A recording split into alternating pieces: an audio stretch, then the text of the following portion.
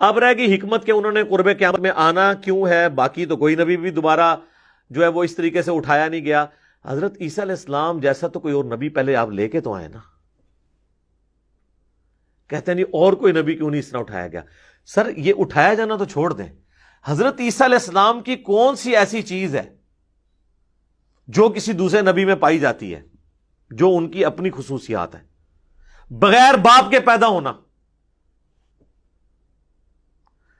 حالانکہ حضرت آدم علیہ السلام بھی بغیر ماں باپ کے پیدا ہوئے ہیں، لیکن اللہ تعالیٰ نے آدم علیہ السلام کو روح اللہ نہیں کہا، کلمت اللہ نہیں کہا.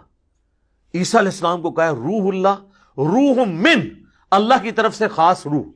روح یعنی اس کی مخلوق لیکن خاص، اور اللہ کا کلمہ. پیدائش معجزانہ اور دودھ پیتے بچے کا چھوٹی عمر میں بولنا سورہ مریم میں کہ مجھے اللہ نے کتاب دی ہے، مجھے پیغمبر بنایا ہے، اپنی ماں کے ساتھ اس نے سلوک کرنے والا بنایا ہے، سلام ہو اس دن پر جس دن میں پیدا ہوا، جس دن میں مروں گا اور جس دن دوبارہ اٹھایا جاؤں گا.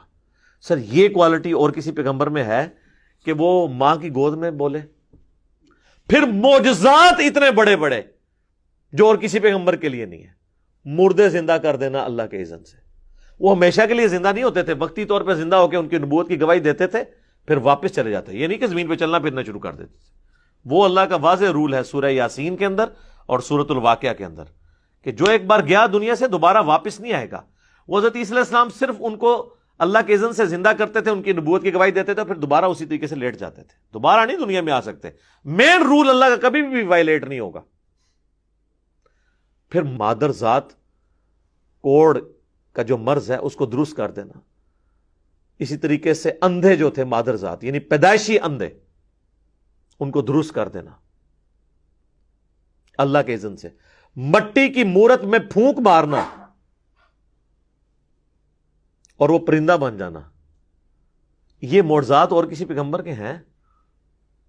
تو جس کی پیدائش معجزانہ، جس کے معجزات معجزانہ، کسی اور کو نہیں. معجزہ کہتے ہیں عقل کو عاجز کر دینے والی چیز.